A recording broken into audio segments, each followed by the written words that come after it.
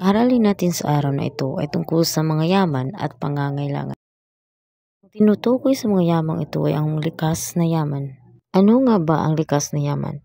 Ito ay tumutukoy sa mga yamang nakukuha ng mga tao mula sa kalikasan na ginagamit upang matugunan ang pangangailangan at kagustuhan.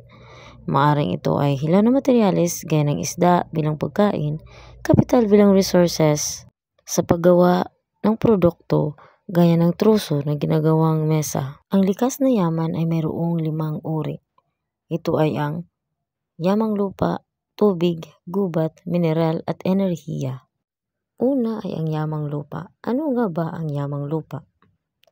Ang yamang lupa ay tumutukoy sa mga bagay na nakukuha mula sa lupa, tulad ng hilaw na materyales at pagkain, lupa na ginagamit bilang taniman at iba't ibang infrastruktura.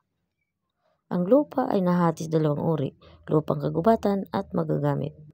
Ayon sa DENR o Department of Environment and Natural Resources, mayroong 30 milyong hektaryang lupain sa Pilipinas.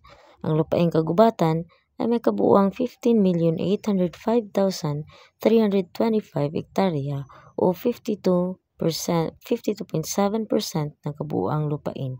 Ang lupang magagamit ay nasa 14,194,675 hektarya o 47.3%.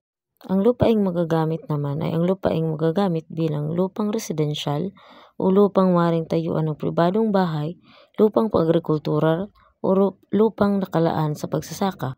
Pwede rin itong lupang komersyal o lupang magagamit sa negosyo at komersyo at lupang industrial o lupang pinagtatayuan ng mga pabrika, paggawaan, budiga at iba pa. Yan lang muna sa araw na ito. At muli sa susunod na video para talakay natin ang pangalawang uri ng likas na yaman. Bye-bye!